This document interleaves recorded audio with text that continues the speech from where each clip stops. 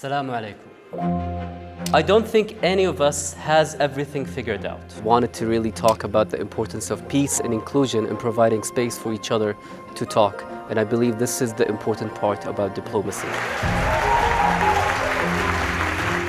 And so our delegates today got to answer the question of what are the priorities that help move children and women in affected communities, where we talked about the different solutions that help us move women and children in affected communities from a state of surviving to a state of thriving and developing their own communities.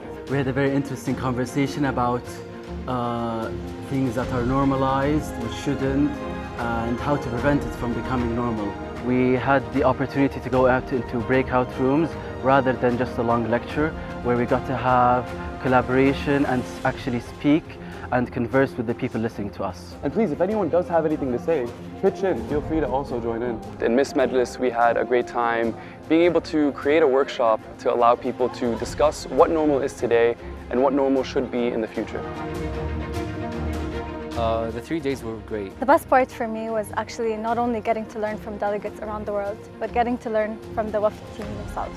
So this has actually been our first trip in the WAFD program, and it's been a really great time spent with many of my WAFD colleagues, which now I can actually call friends. We've learned a lot from each other. From my fellow WAFD delegates, I've learned how to collaborate, I've learned how to support, I've learned how to take initiative and support those who are around me.